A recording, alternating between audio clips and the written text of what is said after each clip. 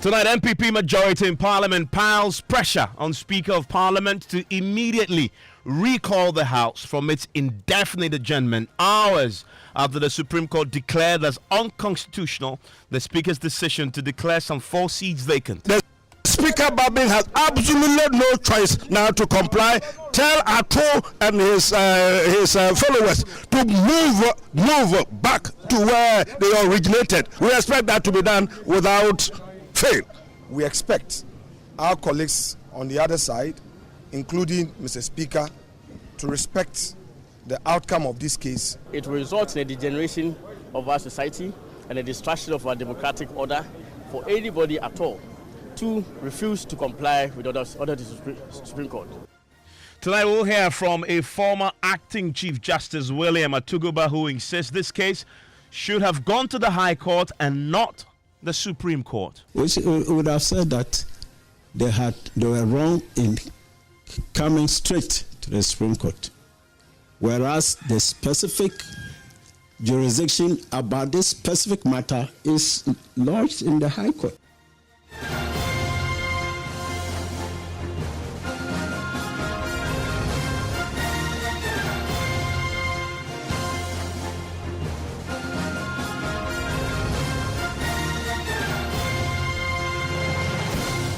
And Top Story is always brought to you by Telecel, connecting energies and holy insecticide spray and coil. Enjoy a holy sleep. Tonight, the MPP majority in Parliament is piling pressure on the Speaker to immediately recall the House from its indefinite adjournment hours after the Supreme Court declared as unconstitutional the Speaker's decision to declare some 4 seats vacant. The court, by a 5-2 majority decision, ruled to overturn the Speaker's decision on the seats, with a full reasoned ruling of the court expected to be published on Wednesday. More on the statement from Afenyo Marking, the majority leader, pretty shortly. But first, listen to this very brief ruling of the court delivered by the Chief Justice herself, Gertrude Tokonu. By court, in a majority decision of 5-2, Lovelace Johnson JSC and Amadou Tanko JSC dissenting on the issue of jurisdiction, the plaintiff's action succeeds. The full reasons and orders of the court shall be filed with the registrar by close of day tomorrow, 13th November 2024. This is the judgment of the court. So you're waiting to see the full reasoned judgment, but let's get into this very interesting but controversial decision delivered by the Supreme Court today. And Kweku, what's in court for us? Who were these judges who sat on this case? But I'm interested in the 2 judges who dissented. So 5-member panel presided by the Chief Justice herself, who you just heard. There was Justice Mariam Owusu, Justice Kwame Esiedu Adibu, Justice Yao Dakwasare, and Justice Ernest Gayewu, as well as Justice Amadou Tanko and Justice Avril Lovelace Johnson. The 5 members who have actually been hearing all the interlocutory matter, that is the court that actually granted the stay of execution. The other ones, in majority, who are ruling that Alexander Afenyo Markin's action before the court must succeed. That is the Chief Justice herself, Mariam Owusu, Kwame Esiedu, Yao Dakun Asare, and then Yao Gayewu Ernest. And then the dissenting judges are Justice Amadou Tanko and Justice Avril Johnson. The initial panel that had all the interlocutory matters were 5, and then these 2 judges were added to actually get the 7-member panel that the Supreme Court, the Constitution says, must hear constitutional matters. These 2 judges who were added are the ones who dissented on the basis that the court did not have jurisdiction to go into the matters, Evans. I see. I want to hear what the Attorney General has been saying. We know he's been front and center of this. There's a sense there that I get when I listened to him earlier today that he wants the Speaker to act, but act swiftly on the back of this judgment to recall Parliament? Yes, according to the Attorney General, there is absolutely no time. The Speaker of Parliament can't disagree with the court, but he expects that despite that disagreement, given that this was, in his words, an emphatic 5-2 win, the Speaker will comply with the orders of the Supreme Court. The only thing anybody has to do is to respect the Constitution. That's the mark of a civilized democratic order. It leaves no room for any argument whatsoever. And the majority decision, very big majority, clear majority, 5-2. It's not as if it was a narrow majority, 3-4 or 4-3, that anyone can say, well, there's some room for kind of review or anything at all. But the point I'm making is that whenever the court speaks, it's such a clear and emphatic order.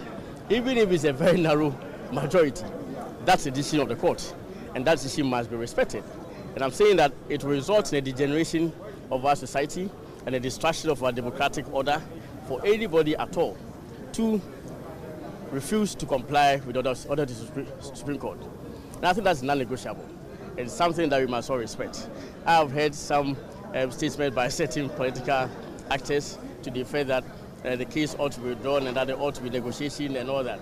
I'm quite surprised because indeed, firstly, I did not hear such expression of a willingness to negotiate and all, or maybe such instruction to the speaker or direct suggestion to the speaker for negotiation and all, when the speaker started embarking on this act. And I think that, for me, it's very important that the Supreme Court ruled upon this matter because it is something that had been occurring in this country. The tendency for it to occur really was there. The tendency for it to occur again was there. It's necessary, or it was necessary, that the Supreme Court came to this clear conclusion and determination of the matter, the meaning of Article 97, Clause 1, paragraphs G and H. And I think we must all respect it.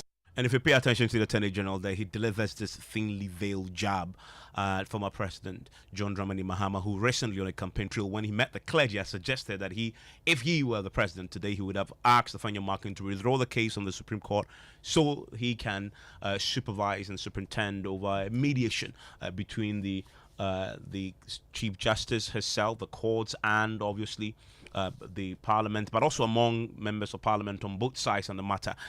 So that's the position of the Attorney General. But there are other members of the MPP side in Parliament who are less charitable. Katie Hammond was one of them. He went pretty hard at the Speaker of Parliament. Yes, according to Katie Hammond, the Speaker of Parliament has shown dictatorial tendencies, and he expects him to, as the Speaker has said, a respecter of the supremacy of the Constitution, to comply with what the court has said. He does not give any room at all for the Speaker to wriggle out. The Speaker of Parliament is supposed to be the custodian of the Constitution. This man decides that he would not respect the Constitution. Not only that, he would not respect the apex court of the land. It's outlandish. I haven't seen anything like that in my life. And I heard this argument. He respects the supremacy of the Constitution, but he doesn't respect the supremacy of the Supreme Court. What does it mean? My bam for my drive, my man can wait it, and my men wait it, and my man question. When he has that most I come for you, my liar for the moon. So what do you expect? So that is what somebody said. What do I have against Bagbin? My very good friend. Everybody accepts. I mean, he's a class prefect. You all know that. But the point is that I do not agree that a person of his caliber would not respect the ruling of the Supreme Court. Now it has been very crystally put by the Supreme Court. The motion filed by our majority leader of the House has succeeded. The Speaker Bagbin has absolutely no choice now to comply. Tell Apawu and his followers to move back to where they originated onto our seat. We expect that to be done without fail. That's how simple this matter has become. Bagbin must learn to respect the authority of the Supreme Court. We'll stop. And that's Katie Hammond's position. Yes. It's reflected by the leader himself, on your marking. Yes, he throws two messages. First, to the Speaker of Parliament. He says the Speaker must comply, but also he must tell the NDC MPs that it is not their sitting place to be at the right-hand side of the Speaker. They must go to the left-hand side and let business in Parliament proceed. We can only thank God, and also it's a moment for all of us to rally around the choice we made in 1992, democracy. Democracy requires decency, and that is the path the MPP majority caucus took to ensure that we do right to the law. Nothing more, except to say that we expect our colleagues on the other side, including Mr. Speaker, to respect the outcome of this case so that we move on as a nation. All we have is the peace of the country. All we have is our democracy. And in West Africa and in Africa as a whole, Ghana shines in the eyes of the people in terms of democracy. So This is another feat we have achieved, and we must celebrate it. It's not a matter of MPP against NDC. It's a matter of constitutional,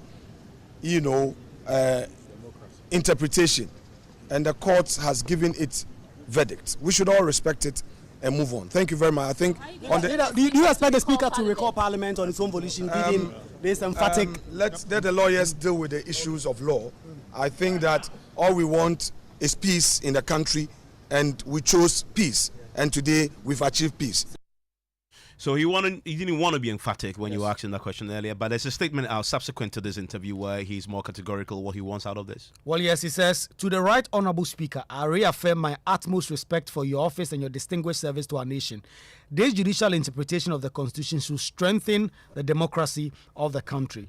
And then he says, I respectfully look forward to your exercise of your authority to reconvene Parliament so that together we may resume our sacred duty to the people of Ghana. And as we return to our legislative duties as soon as possible, let us remember that we are first and foremost servants of the people. And we know that since the Speaker declared they actually proceeded to adjourn the House indefinitely, signatures have been gathered. And in the next few days, if they don't hear from the Speaker of Parliament, they're going to trigger Article 1123 of the Constitution. And Kweku, thank you very much. And guess who else has been weighing in today exclusively, shortly after the Supreme Court delivered that controversial judgment? Justice William Atuguba is a former Supreme Court judge. One time he was acting Chief Justice himself. He's been criticizing the Supreme Court for overstepping its bounds. Listen. The same Constitution is not unaware of Article 130, clauses 1 and 2. It's not unaware of Article 2, which on their surface have given exclusive jurisdiction about interpretation and enforcement. But they've gone nonetheless to make this specific provision. Now we have a certain maxim of interpretation of statutes which says verba generalia specialibus non derogant. As a special provisions, special matters, general matters, general words do not override special words. So if you have a general provision which standing by itself will also encompass the jurisdiction given to a lower court, because verba generalia specialibus non derogant, the general powers will be confined to the area which will not intrude into the special power of the special provision. So Articles 130 and 2, these are general provisions. And according to this rule, general provisions don't override specific provisions. And so once the specific power about vacancy of seats is given to the High Court, the general powers hanging there cannot override the special provision. Otherwise, that special provision will be rendered completely hopeless. Meaning the Supreme Court had no business going into this. They have a kind of, what do you call it, referential jurisdiction. That's to say, this matter, which is a vacancy of parliamentary seat matter, is for the High Court. However, if the parties there contend that some legal provision relating to this matter is ambiguous and it's a constitutional provision, then Article 132 requires that the High Court will stay the provisions and refer just that issue of interpretation to the Supreme Court. They went straight. And you see, the question of even the referral, right, when the issue arises, it doesn't mean that any time it's alleged that there's an issue for interpretation, High Court automatically must stay this. It will have to consider whether the provision in question is actually ambiguous. So, if this case was brought before you, yes, your inclination would have been that the matter should go to the High Court. Yes, which would have said that they were wrong in coming straight to the Supreme Court, whereas the specific jurisdiction about this specific matter is lodged in the High Court. So why would the current Supreme Court panel overlook this and then go ahead to make this pronouncement? Well, there are decisions, I don't know whether they were cited to them. If they had gone by those decisions, there are seen quite clearly that they should have said no. A finger marking was wrong to have come in the first place directly to them. They would have said that.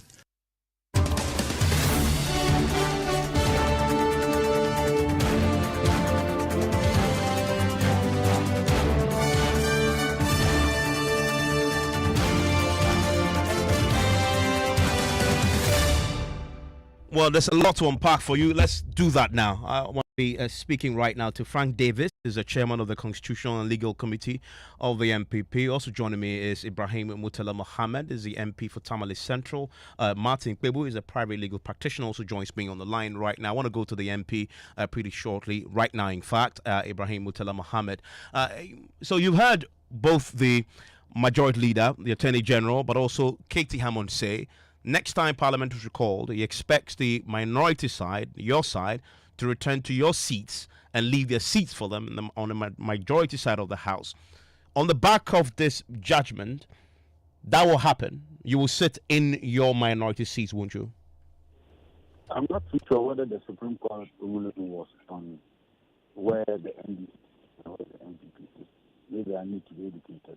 I'm not too sure whether the ruling was about where each of the caucuses sits in Parliament. The ruling wasn't about that, but the effect of the ruling is that you are minority. I'm saying that I'm not too sure whether that was what the ruling was.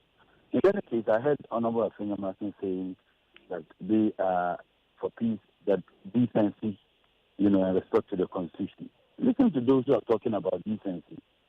The voter with which he attacked the Speaker and also the K.T. Hammond, you played them on your station. Today he's pretending that he has so much respect for the Speaker, and I guess he would have played the other case when he went ballistic on the Speaker. In any case, look at those who are talking about decency in governance and protection of the Constitution. They commandeered armed military men into the chamber. Armed military men into the chamber. They should be the last people who should be talking about decency and protection of the Constitution. Why did they commandeer armed military men into the chamber when they elected the Speaker? When it talks about decency, though, he was asking the Speaker of Parliament to instruct your side to sit in the minority side of the House. Isn't that fair on the back of the judgment today? No, Evans, let me make this point. In fact, you played about 2 tapes of MPP members of Parliament, and you're asking me a question. I think it is fair. You let me respond at least to one of the statements you all made, and that is precisely what I am doing. We were defending the Constitution and decency. The Constitution and the standing orders all say that in the elections of the Speaker, the voting must be through a secret ballot. That is what we were defending, and those who are now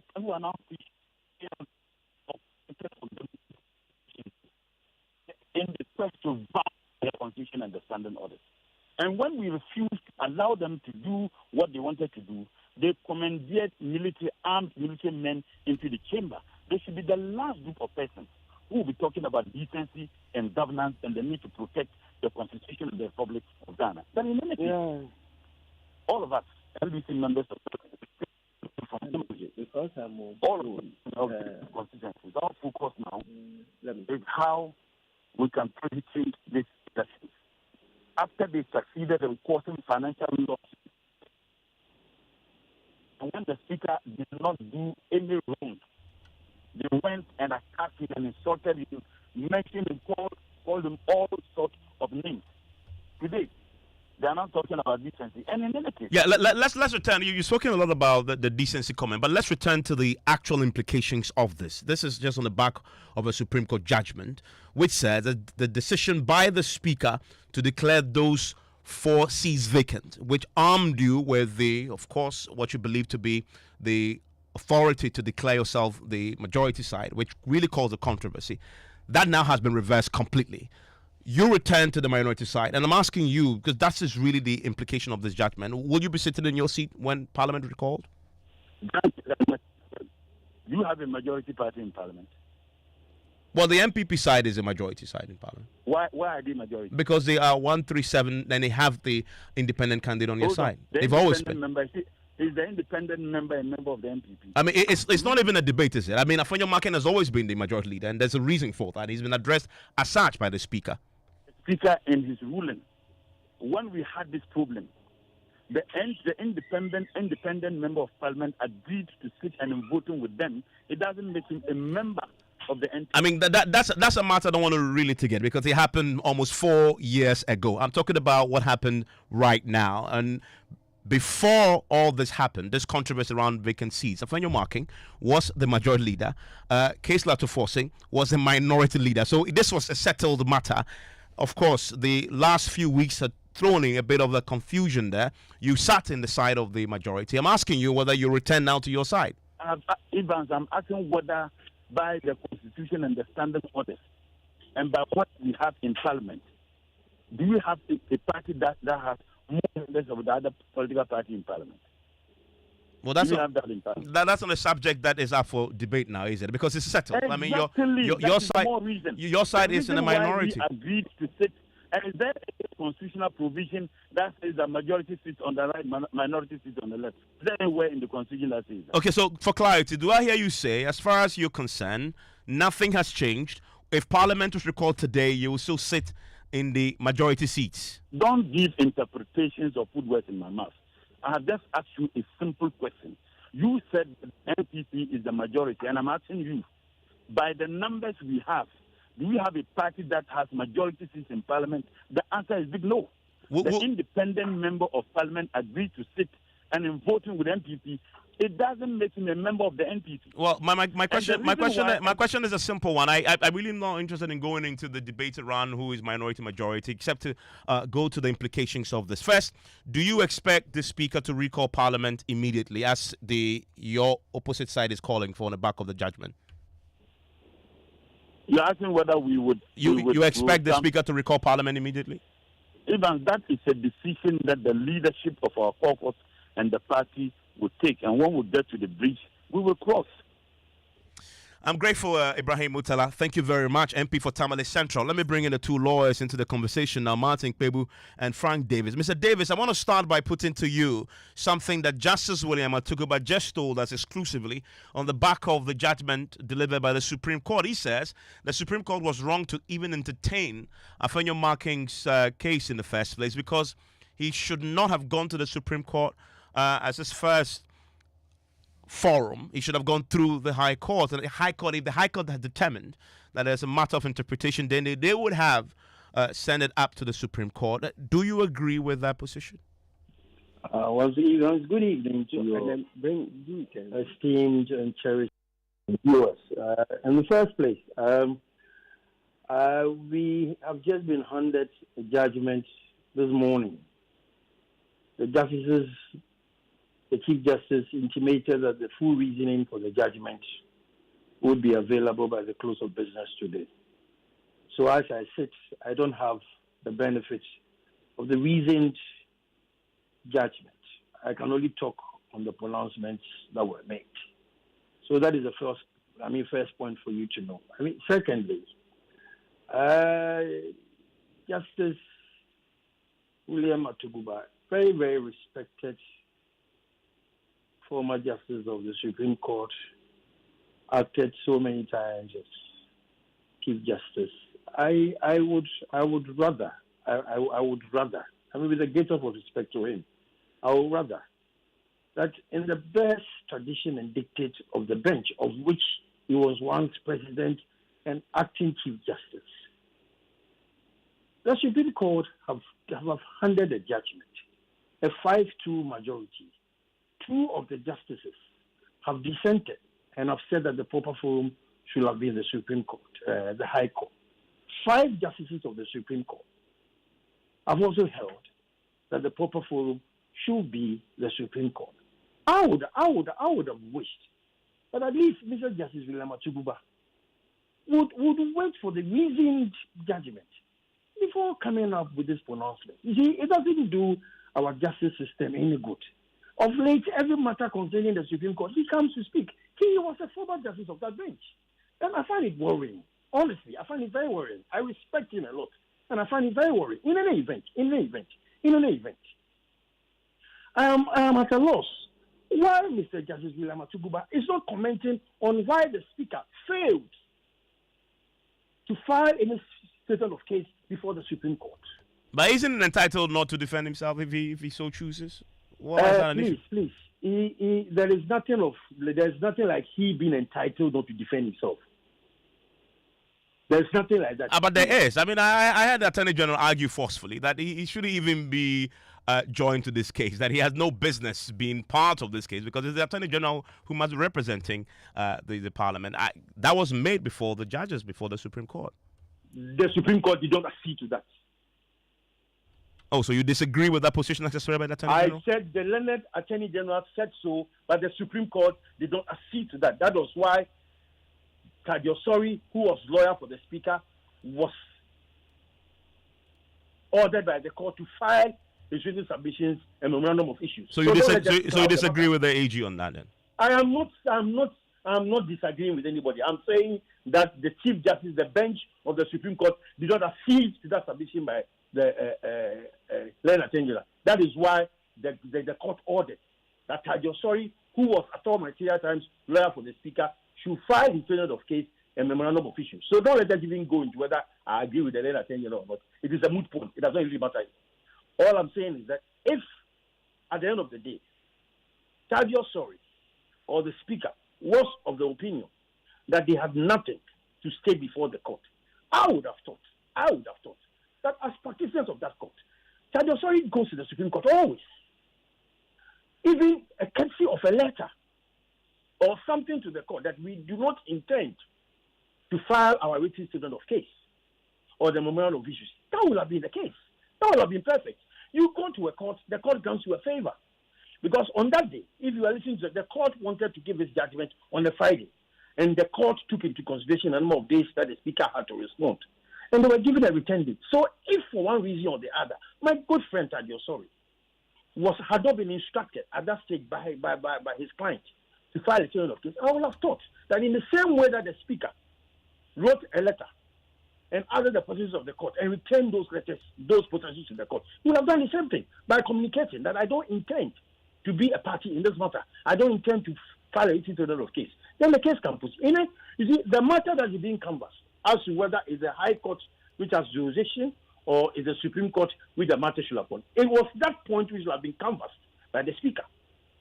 Okay? The Attorney General has always sided with the plaintiff on this matter.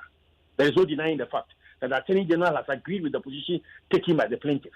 So the alternative had to come from the first defendant, who was the Speaker. So you think they shot themselves in the foot by not? Absolutely. Okay. Stay with me. I have your colleague, Martin Kpebonela. Let me give him a word on this. Martin, you agree with him or you side with William Atuguba? Let me see. My own independent thinking on this is this. Yes, Justice Atuguba, I partly agree with him, okay, and then also recognize that by jurisprudence, this is not the first time that a citizen has gone straight to the Supreme Court. So I don't want to pretend that this has never happened. So that's my challenge. So it's good I say yes. What Justice Atuguba is saying is correct. I agree with him, except that there are also other cases. I don't know whether we can call those other cases exceptions. So look at Jati Kwesi's case. You remember they were in the High Court, Court of Appeal. Then, fortunately, they say, well, the word is not fortunately. Coincidentally, Frank Davis, you just interviewed now, started a case in the Supreme Court. So the same argument came that, why is he starting in the Supreme Court? Yet it went through. And that case wasn't actually the first time. So there are other examples. So that's how I come out and say, yes, what Justice Atuguba is saying is right, but there have also been other cases that don't follow that rule.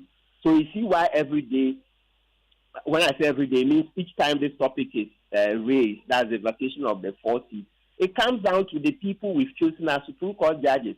The president chooses people who think like him, people who have the same jurisprudential and philosophical views as him, okay? So that on occasions like this, they would do the way he would have done it. And so that's how come they've won. So we should be blaming the constitution, the architecture of the constitution. Our constitution is bad.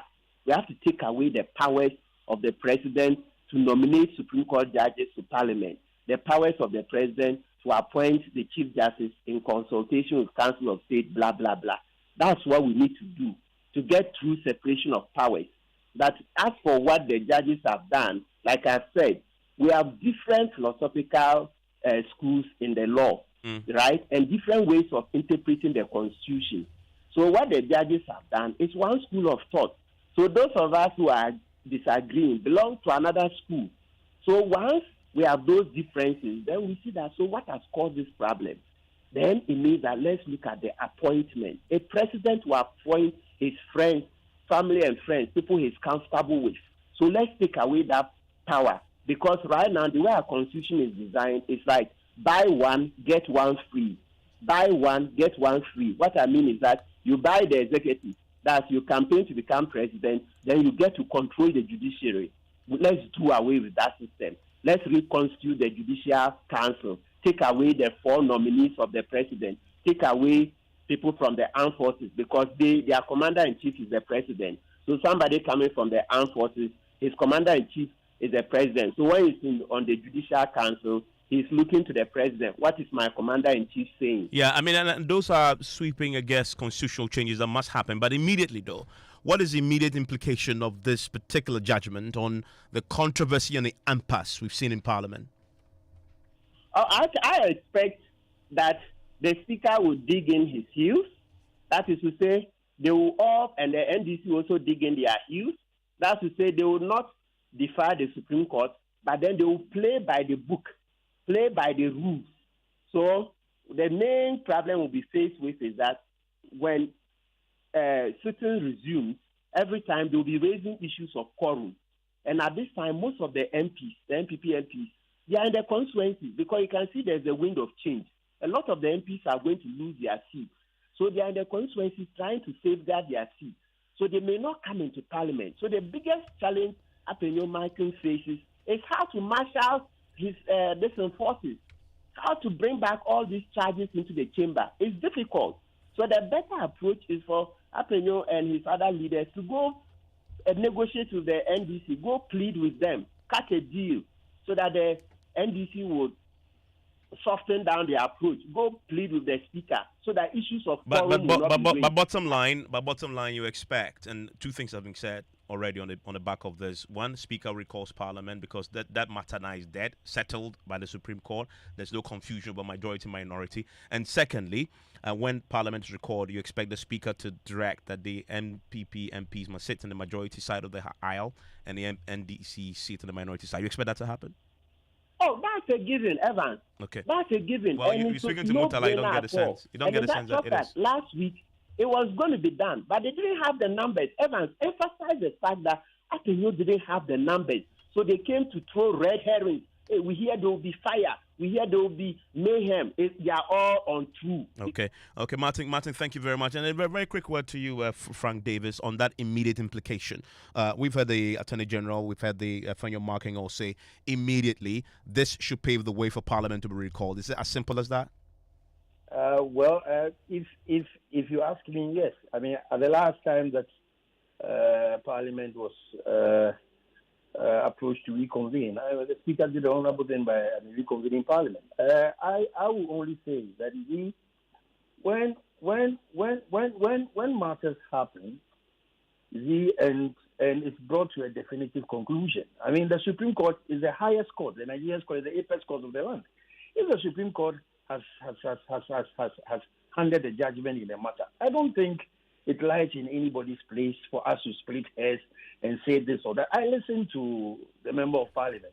I think this kind of language, I mean, we should stop it. You see, if we are not obedient of the laws of the land, how do they expect us to respect them as honourable members of Parliament? The issue at stake was whether there was a majority or a minority caucus. I'm rather saddened that he will be on radio tonight and be telling people that there is no majority and there's no minority in Parliament. Why were they themselves calling themselves majority in Parliament? Why were they calling themselves majority? And now he says that there is no designated place for the majority and the minority to sit in parliament. This double standards and intellectual dishonesty and hypocrisy doesn't help us. Okay. Thank you very much, Frank Davis. Thank you, Martin, Elehad Ibrahim and Mutala, who all joined us on There's a Way to See if Parliament will be recalled by the Speaker. Still here on News Night. People are selling it, Oh, some people are selling it, maybe 3 million, 4 million Ghana cedis. 4 million Ghana cedis? Yes. Per kidney? Yeah. Somebody said, get me 2-bedroom apartment, let me go and stay. I'll give you one of my kidneys. It's there. Wow. Black market sale of kidneys boom, with one kidney going for as much as 4 million cedis. That's the revelation by the president of renal patients as government rolls out an organ donation policy to check trafficking. Also tonight.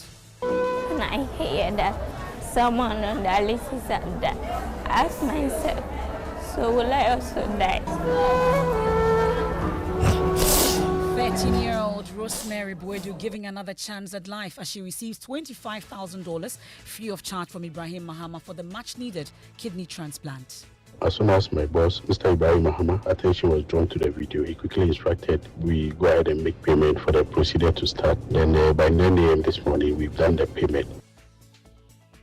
And politics has penetrated everywhere, including the judiciary. That's the verdict of former acting Chief Justice William Achuguba as he takes on the president for the recent appointment of judges to the Supreme Court, questioning the appointment of a former whole parliamentary candidate of NPP to the bench.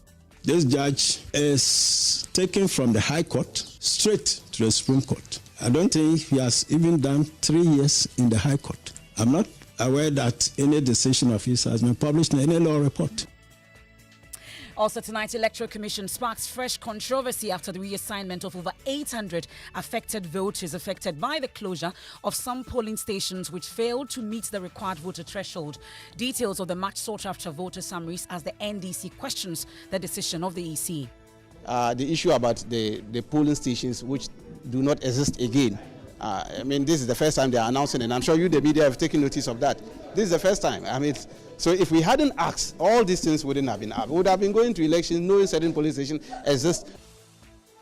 And over 18 million Ghanaians gets the all clear to cast their ballots on December 7, but hopes of Ghana Freedom Party replacement candidate dashed as the Electoral Commission cut short his ambition after detecting illegal endorsements and errors in the forms presented. A number of errors and some illegalities with the form. The Commission therefore wrote to the party and to the candidate disqualifying him. In business. Bank of Ghana suspends foreign exchange trading license of Consolidated Bank Ghana for a month. And in sports, 22 players present as Black Stars hold second training session in Accra ahead of Friday's AFCON qualifier against Angola. By collective effort, that the nation's problems can be solved. The white man who brought the Bible into my country, your continent, the Muslim who brought whatever it is, he's the same. And it's exactly 4 years since the passing of former President Jerry John Rawlings. Tonight, opposition NDC commemorates his demise with calls for the party to maintain its values without departing from the standards of the party's founder. If we can learn to be bold enough to restore the value of truth in our society, then we will have justice. We have details of that and more here on Newsnight. You want to stay with us and join us with your thoughts and your comments is via WhatsApp is 055-1111-997. I am Emefa Apawu. And my name is Evans Mensah. Details after this.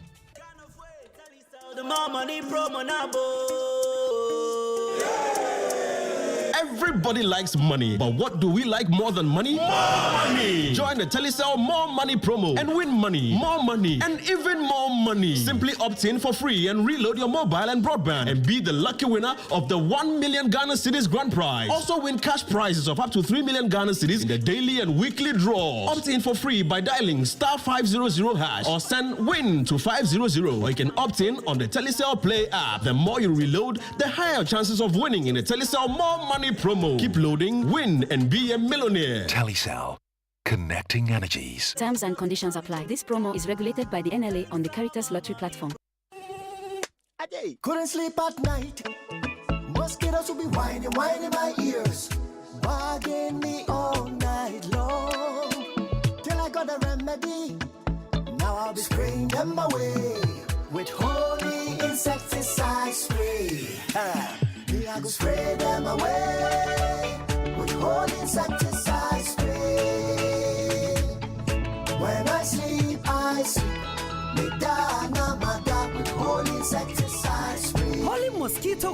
Holy multi-purpose insecticide spray. Ghana Kron Kron. For bulk purchase, call 0302 681582. This advert is FDA approved. This football match is starting on a wrong note. Both team captains want to be the first to choose the heads or tail on the coin. Masa, the referee already knows who he wants to win. Are you sure? I am Yesi, aka Jimmy Braggart. But I don't brag. There's nothing I don't know. It's the same about the elections. They say the #1 spot is reserved for the Electoral Commission's favorite candidate. Yesi. You again, my brothers. Don't believe everything you hear. The Electoral Commission does the balloting in the presence of the candidates or their representatives. Preach on, my brother. There are 2 rounds of balloting. For example, if there are 5 candidates, the numbers 1 to 5 are written on 5 sheets of paper, sealed and placed in a box without any markings on the outside. First, we ballot to decide the order in which candidates or their representatives will pick in the final balloting. If one party picks #1 in the first balloting, it means they will be the first to pick in the final balloting. Once the first balloting is done, then in the order of 1 to 5, they will also pick from the second box. And the numbers they choose then becomes the position of their candidates on the ballot paper. Yesi, aka Jimmy Braggart. You must trust the process. Oh, you don't know what's happening. This is part of the process towards conducting a free, fair, and transparent election by the Electoral Commission. Now we know the truth. We won't fall for the lies anymore. Electoral Commission of Ghana. Transparency and accountability in motion. Your vote is your future. It's Heaven on Earth conference season, and the glory is about to fall. Join us for our annual word and worship conference dubbed Heaven on Earth. Come be inspired and refreshed with dynamic, life-changing messages from our host and global lead pastor, Gideon Danso, and mighty men of God, such as Pastor Bradley Knight, Pastor Pojo Yemade, Pastor Keon Henderson, Pastor Paul Doherty, and Pastor Travis Green.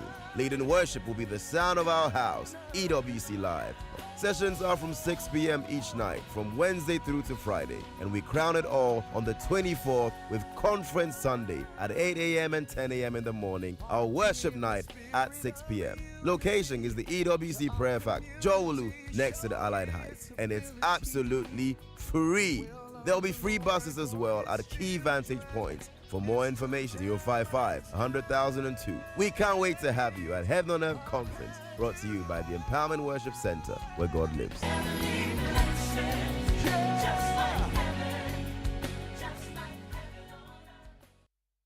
Thanks for staying with us here on Newsnight. We'll start off on a health note. We've been talking a lot about kidneys and dialysis. And tonight, the black market sale of kidneys booms, with one kidney going for as much as 4 million cedis.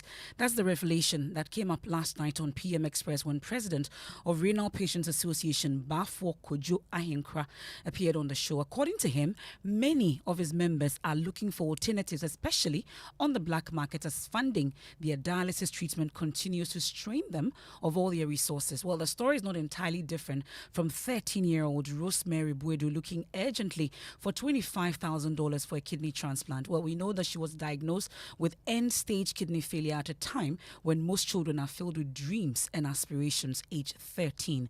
Here are excerpts of Joy News feature, Dialysis at 13, produced by Emmanuel Giveno, read to you. So will I be on dialysis for the rest of my life? Or will I get someone to help me out of this? Or that will be the end of my life? Rosemary Buedu's journey with end-stage kidney disease began at the tender age of 13, a time when most children are filled with dreams and aspirations. Her daily existence has been marked by a delicate dance of survival. Sometimes soon there is nothing for us to eat again. It's what we always do, that maybe buy some biscuits and take it, drink water like this and sleep. I always ask myself, when would this stress stop?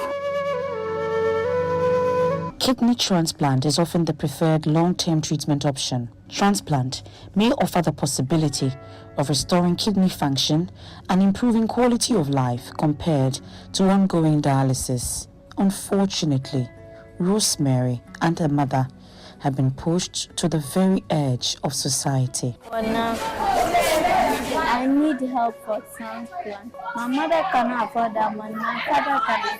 Family members alone too can also not afford. I'm pleading with everybody to help me to do transplant. Nti ọkọ machine so no na nkọrọ ọmụ wọ so no ọmụ dọọso wọ so paa na sese aka ọno nko And I hear that someone on dialysis have died. I ask myself, so will I also die?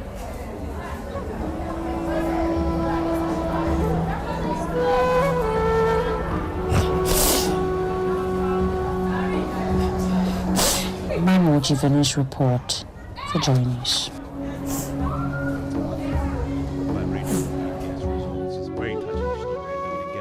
Touched after hearing the particular report. Ibrahim Mahama, and the chief executive of the Engineers and Planners and Jata Cement, has paid the full $25,000 needed for that kidney transplant to save the life of that 13-year-old Rosemary Boydo you just heard of. Rafiq Mahama is a special aide to Mr. Mahama.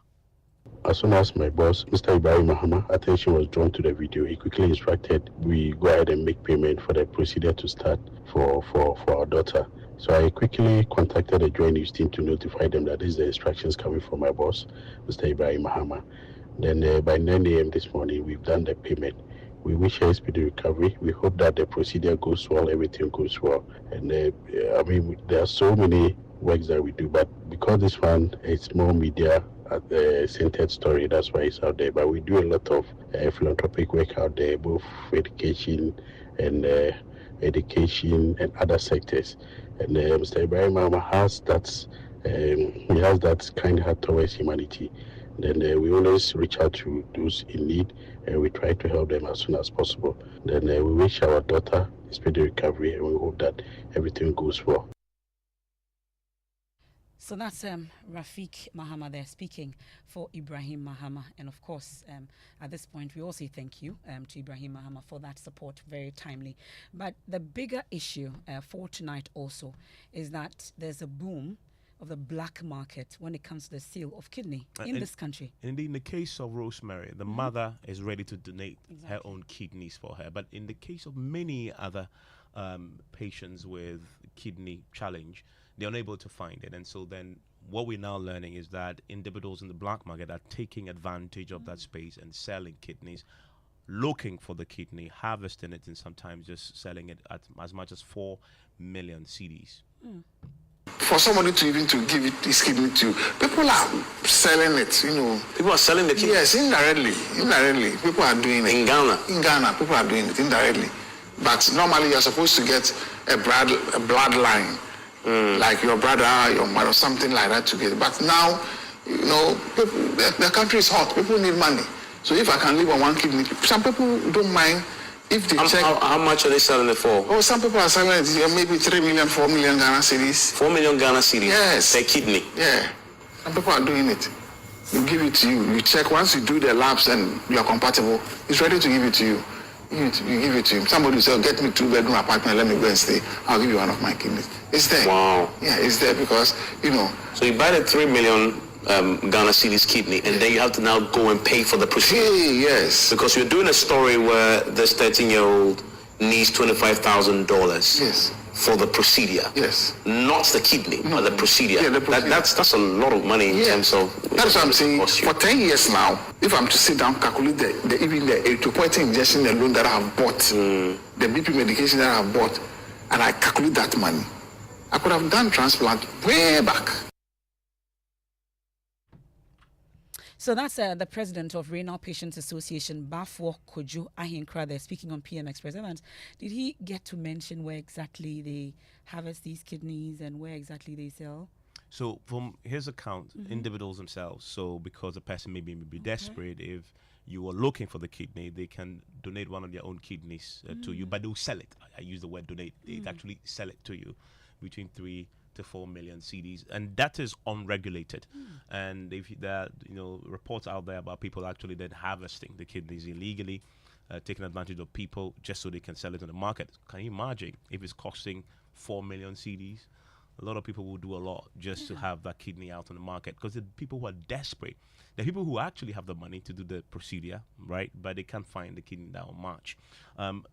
We know the government plans to do something about this. I want to bring in Dr. Anthony Siasari, is a presidential advisor on health, joins us on the line right now. Doc, thanks for your time here on Newsnight. I mean, because of this challenge, I know that the cabinet has been thinking about this organ donation policy for a while. Where are we in getting that to a point where we can enforce and implement that across the country?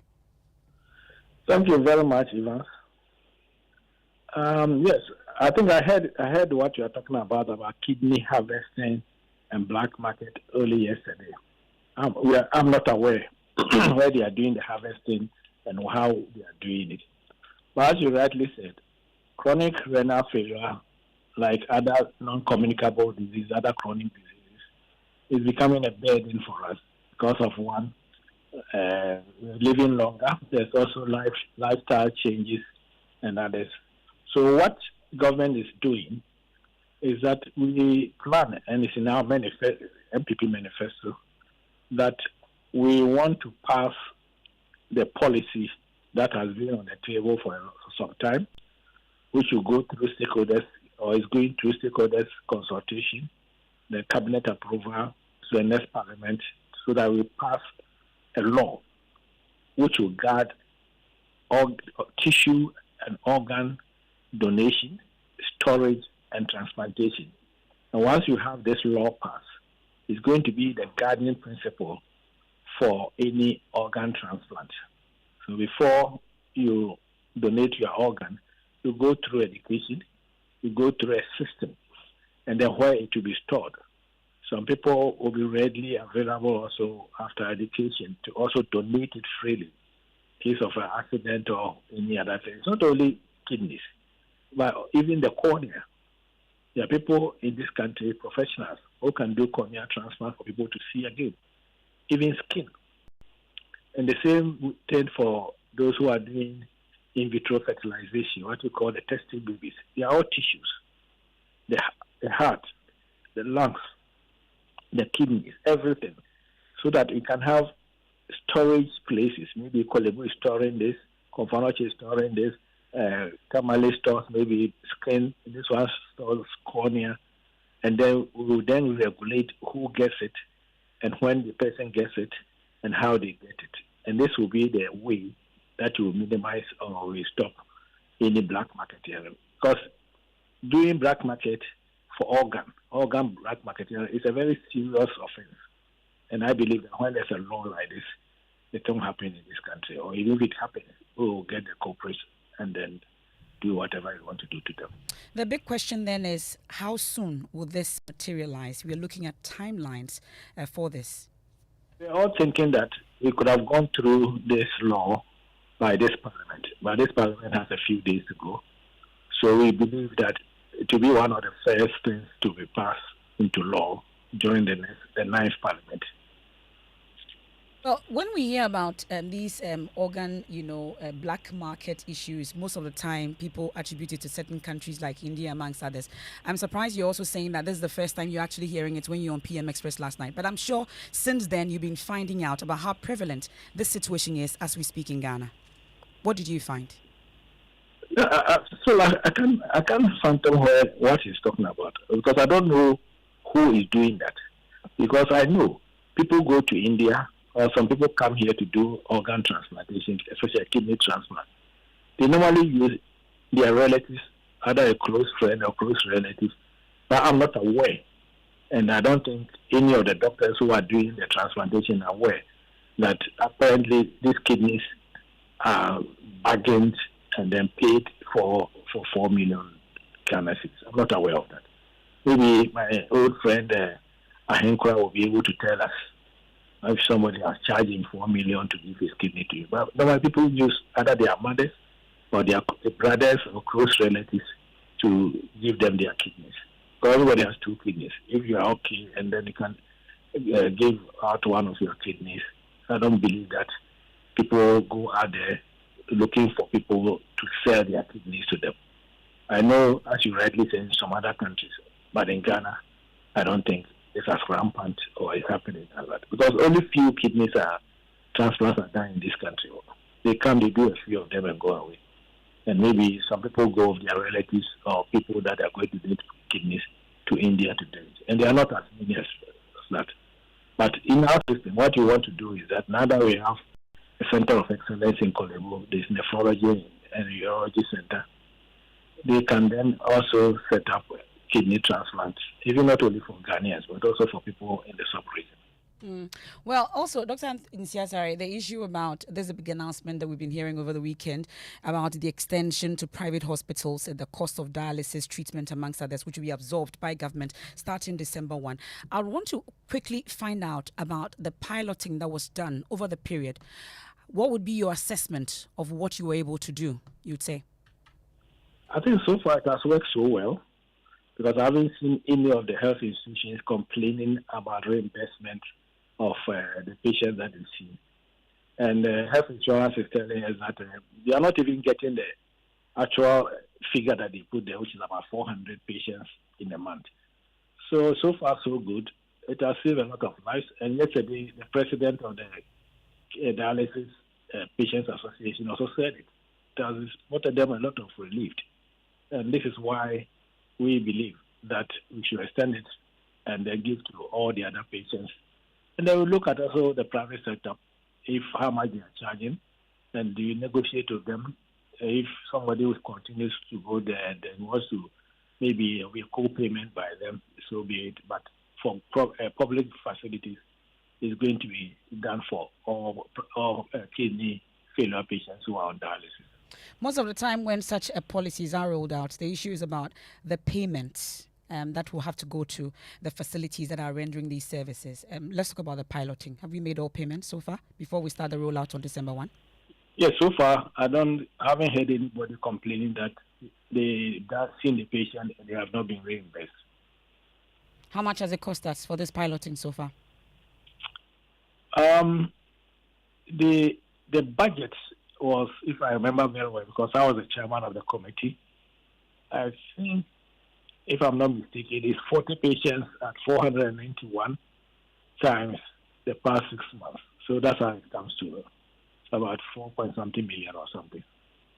How sustainable will this be starting from December 1? Some have already started questioning the timing of this particular rollout of the free dialysis policy. What is the problem with the timing? It does appear that it's more like a campaign promise. That's the issue. Because of election, there should be no policy put in place until after the election. But why wait all this while? When we knew Dr. Anthony Nsiasare, at some point patients were crying. We did a lot of stories, including yourself. You were here for a dialogue on this particular matter. We've been to Kolebu, we've been to CAF. It's been how many months now Kolebu has been complaining about the fact that they didn't have money to take care of dialysis patients. Yet we waited. We're almost at an election time. That's why the people are complaining that the timing is questionable. I think you are wrong. If you are one of the patients, you will not talk about timing. I believe that we don't have to let everything be politics, because these are policies. Even though we are going into elections, it doesn't mean that any policy that you want to bring have to wait after the election. But if you realize, you see, renal failure cases is not only about dialysis. Dialysis is stopgap treatment. We are thinking holistically about how you manage all chronic cases. That's the reason why health insurance have also introduced one free medical check a year, so that you can diagnose it early, the causes of diabetes and hypertension and other things. The main causes of renal failure, which you have to go on dialysis, studies have been done, it's mainly hypertension and diabetes. It's also known that about 70% of patients even who are hypertensive don't even know that they were hypertensive until they went into crisis. And this may lead into the chronic renal failure and they go into dialysis. So you know it early, you treat the underlying causes, follow them up, do health education, do health prevention, live responsible and proper healthy lifestyle. And those who then develop into chronic renal failure for one reason or the other can then be on dialysis and later on go into renal transplant when they find appropriate kidneys to be replace what it has been destroyed. Okay. Dr. Anthony Nsiah, Presidential Advisor on Health, speaking to us on this policy they are hoping to introduce, and then also the free dialysis issue or treatment that starts from such a big December. deal. I mean, let's just check the preparedness of some of the major hospitals that we know will be implementing this policy from December 1.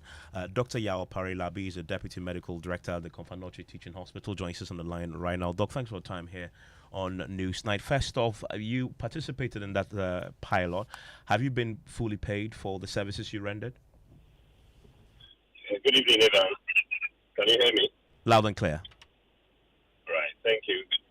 Good evening, all the listeners. Right, yeah, we've had the pilot.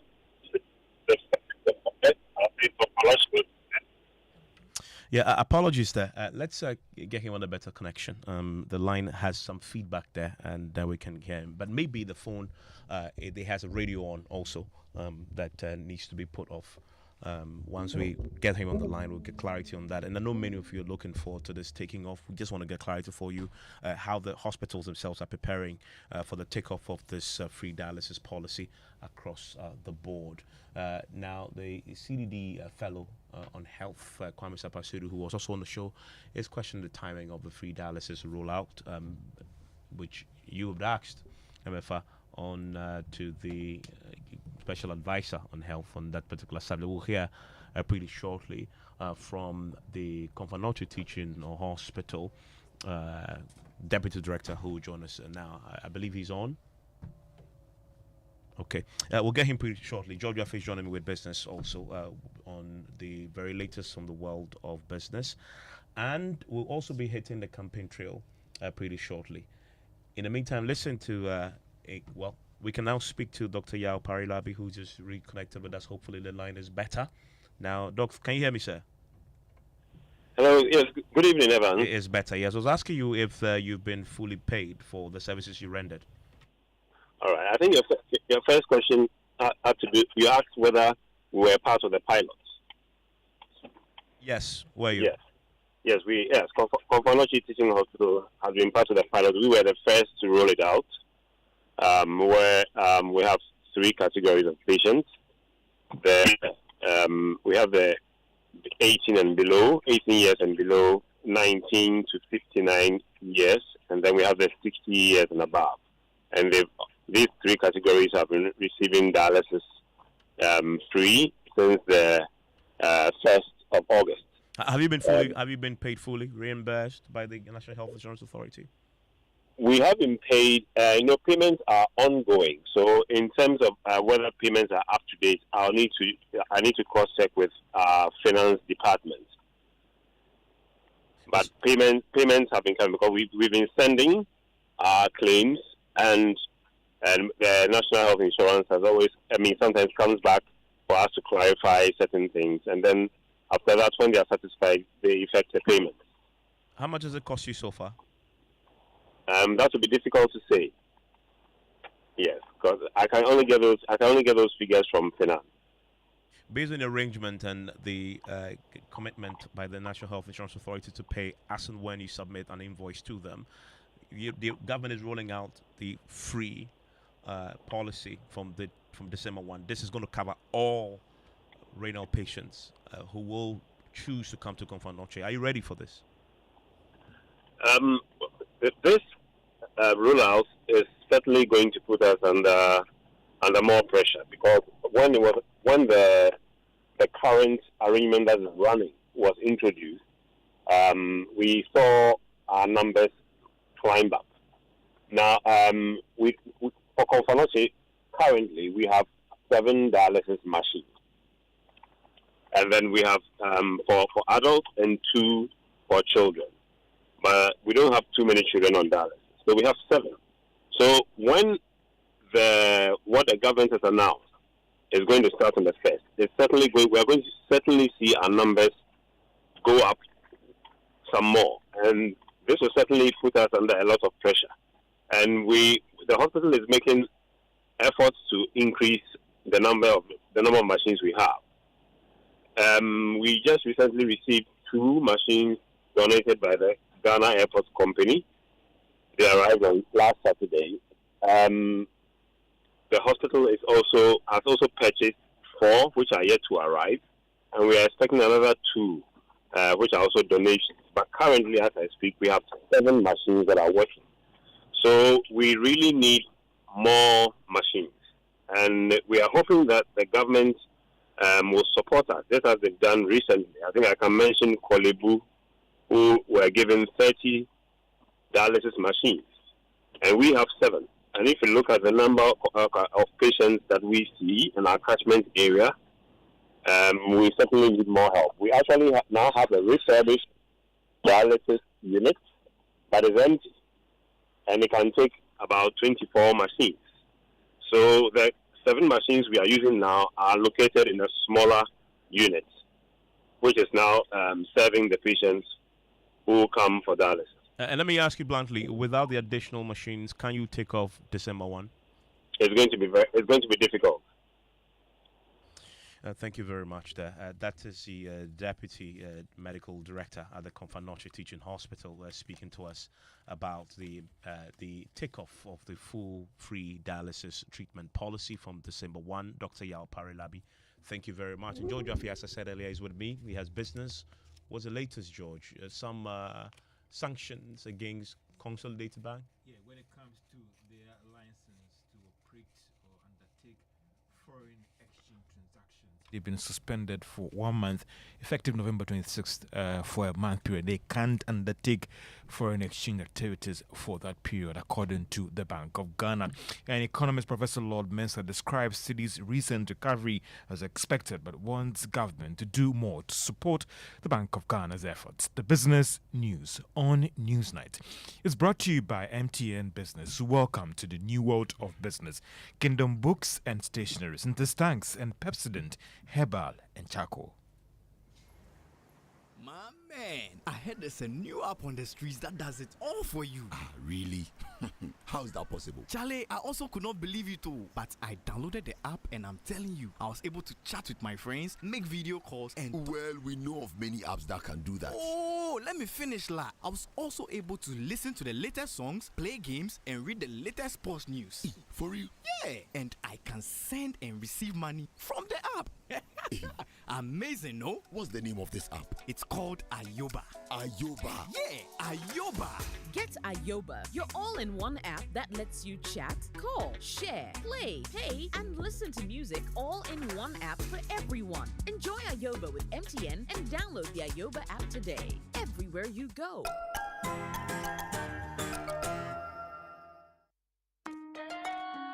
Son, we are so proud of you for setting up this hospital. I really love those hospital beds and waiting chairs. By the way, did you import them? No, Dad, I didn't. I actually got them from Kingdom Books and Stationery right here in Ghana. Wow. We also bought our office supplies, safes, executive desks and chairs from Kingdom, and they gave us expert advice on how to set up our office. Guys, that makes 3 of us. I also got our sofa and bedroom sets, plus our dining hall furniture for our new home from Kingdom. Wow, Mom, that makes 4 of us. I usually get my stationery items from Kingdom, and my teacher also mentioned that our classroom furniture was provided by Kingdom. So there you have it. Whenever you're thinking about setting up an office or acquiring furniture for your home, etc., Kingdom Books and Stationery should be your first point of call. With over 40 years experience in the industry, we stock and supply a wide variety of globally sourced office and home furniture, stationery and equipment. Visit our head office, Osu Akwaje, or our office near the Osu Stadium. We're also in Tema Community 1, opposite Olam SHS, Kumasi KNUST campus, UCC Cape Coast, and now at the Marina Mall, Airport City. Or call us 0302 764101, 764209, or 762792. Visit our website www.kingdomgh.com.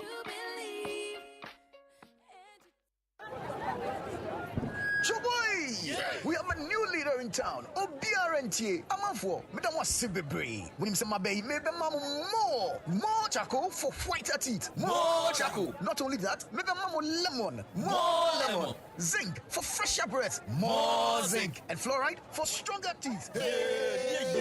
Introducing the new President Charcoal Pack with more power with a combination of charcoal and lemon for naturally whiter teeth. Grab yours now. This advert is FDA approved.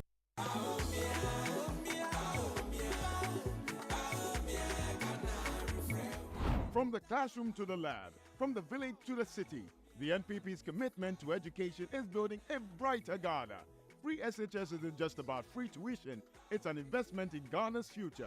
We have topped it up with free TVET and STEM education, skilled graduates, innovative thinkers, and a thriving economy. That's the promise of free SHS. 3 of my cousins have benefited from free SHS since 2017. One has graduated and is in nursing training. The other 2 are also in the university. I'll vote number 1. I'll vote for Baumia on December 7th. We are building a better tomorrow through education. Vote NPP. Vote number 1. Vote Baumia. Baumia means business. Estro.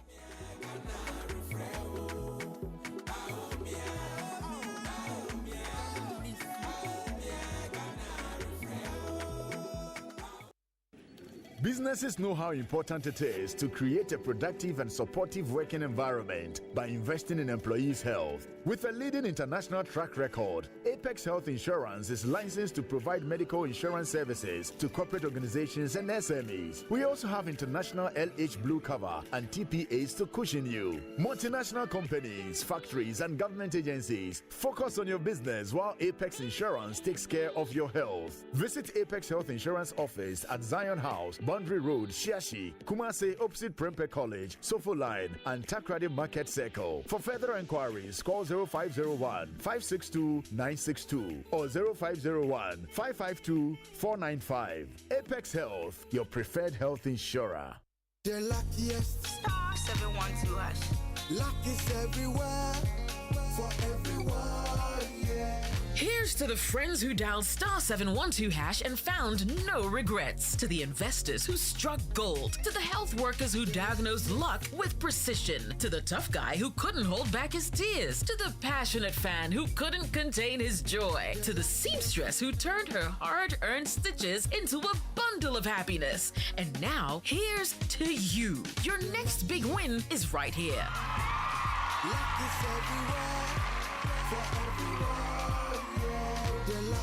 Dial star 712 hash. Now join in the luckiest winning celebration. Every 1st July 2024. Over dial star 712 hash. Now I can to tickets as a group, individual, and now even as a community. Now win is the car prizes are in the community draw or go for the grand draw on the 30th of November 2024. Unlock your luck with star 712 hash. Now join in the winning streak now. The luckiest star 712 hash. Luck is everywhere for everyone, yeah. The luckiest. You welcome back to Business on Newsnight. Now, Bank of Ghana has suspended the foreign exchange trading license of Consolidated Bank Ghana, effective from November 26, 2024. There is more in this report. But the action will last for a month, starting off November 26, 2024. The development should mean that Consolidated Bank Ghana will not be able to undertake foreign exchange transactions during this period because they've been suspended by the regulator. According to the Bank of Ghana, it took the action as a result of a number of breaches of the foreign exchange market regulations, which have all come to the attention of the Bank of Ghana. It adds that the license will be restored at the end of the 1-month suspension period once the Bank of Ghana is satisfied that Consolidated Bank Ghana has put in place effective controls to ensure strict adherence to the foreign exchange market regulations. And that is a Business Desk report. Now, economist Professor Lord Mensah has described the city's recent performance. As expected, the local currency has posted some marginal gains from last Thursday after sustained depreciation over the previous weeks. But Professor Lord Mensah believes that the Bank of Ghana has done enough, but the fiscal side needs to complement its recent initiatives. When the central bank, pushed the supply of, the dollar to the short term, which is, the spot market, obviously it signals the market that, the central bank has, enough in dollars to meet the demand. And as a result of that, there's no pressure on requesting the currency, forward that much. And so that's an obvious reaction that is expected. The central bank has given a signal that it has enough buffer to meet, the demand. And so the market is expected to react to that. But then let's see how sustainable, it is. So I would say, the central bank is doing it best. But then in the long term, it's going to be difficult to keep this, supplies on if we don't take advantage of, the current fiscal space that we have as a result of our debt restructuring. To ensure that we take advantage of, the free space in terms of debt service to make sure we keep enough dollars. This exercise is going to be a kind of the usual short-term measures that we put when it comes to the currency management.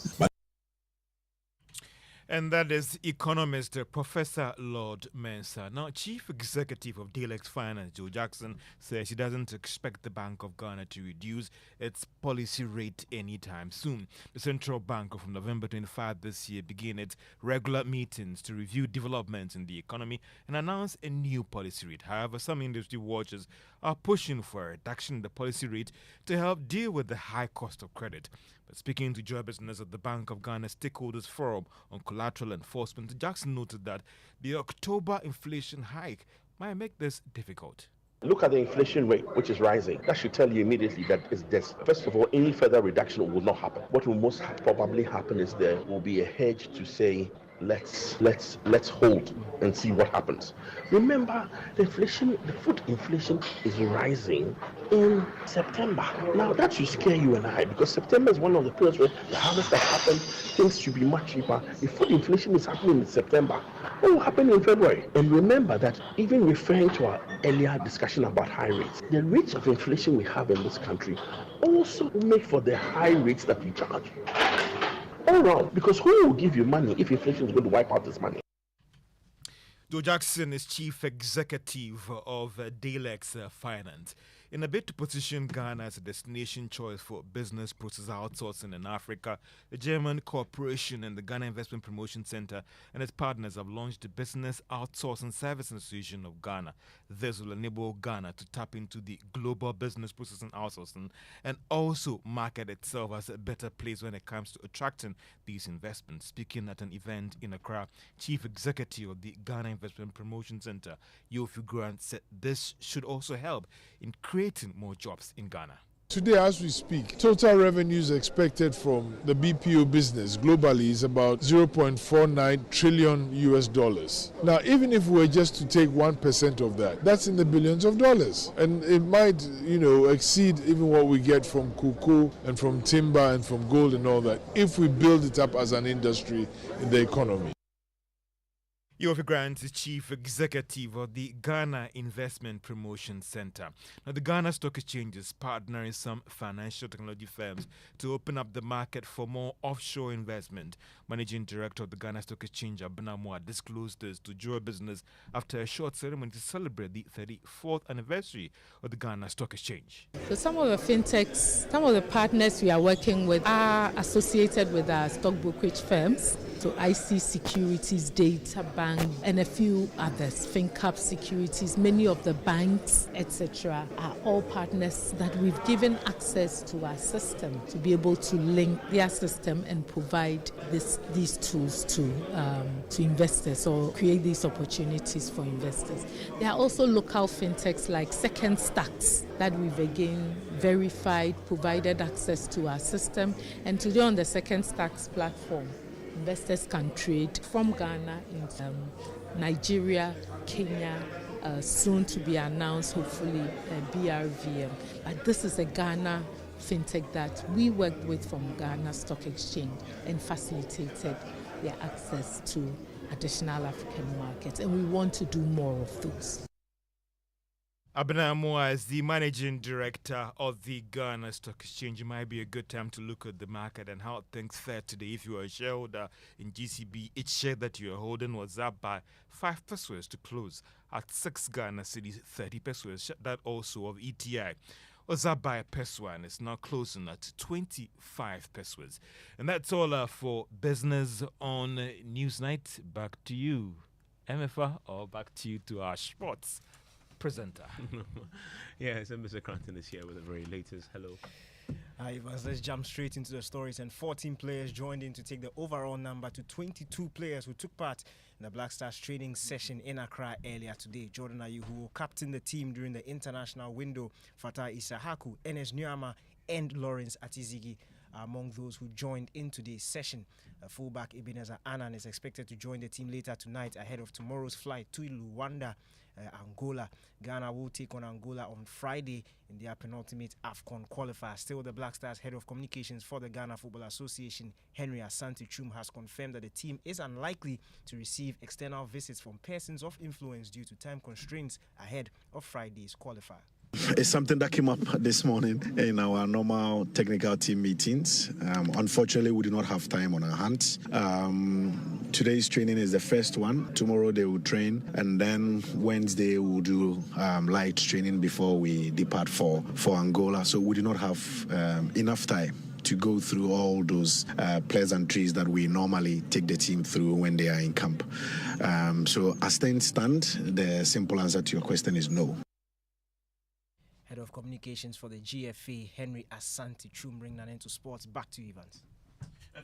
Thank you very much, Cranting. There, still live here on News 90 on Joy 99.7 FM. Tonight, former Supreme Court Judge William Atogaba is taking on President Akufo-Addo for appointing the former whole parliamentary candidate of the MPP, N.S. Gaiwu, to the Supreme Court. An explosive interview with Elton Brobe on the back of the Supreme Court ruling on the declaration of some 4 seats vacant in Parliament. Justice Atogaba expressed worry at how politics is permeated decision-making at the Supreme Court. That's why, anyway, you see, matters this country. We want to pretend, but politics has entered everywhere. Why do you say so? I mean, I'm coming. Politics has entered everywhere. These politicians, you know how they operate. They are not interested in the righteousness of the matter, the correctness, but the party inclination. And that is what they use.